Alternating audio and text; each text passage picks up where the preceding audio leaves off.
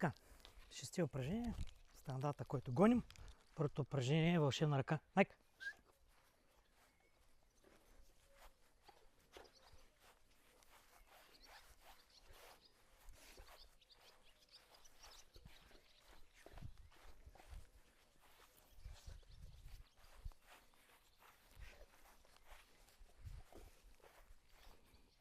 Така, това е вълшебна ръка.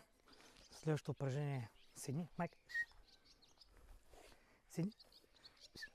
Седни. Да. Седни. Да. Седни. Да. Седни. Да. Седни. Да. Седни. Следващото упражнение е легни. По същия начин. Легни. Легни.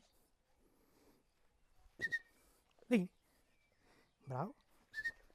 Легни. Браво. Следващото упражнение е стой. Майки. Седни. Стой. Така, разхождане се. Майка стои. Го измести малко в центъра, да го виждате. Майка. Седни. Стой. Така, следващото упражнение следваме.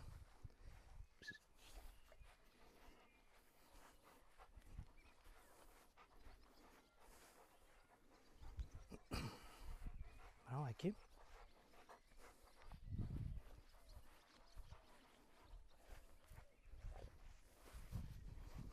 Така, както виждате, няма много жестови, няма накланяния. Просто трябва да станем с цялото спокойни и да даваме напътствия вербални. Това е нивото. Стой. Следващото упражнение е ела. Майк, стой. Ставим кучето. Стой. Майк, ела. Стой. Така, става да чака. То виждате. И го викаме. Майк, тук. Точно в центъра на тялото. Ще ви го покажа тук отстрани. Майк, тук. Не мърдам, само гласова команда. Майк, тук. Стой. Еми, това е. Вълшебна ръка, седни, легни, следвай ме. Тук. И стой.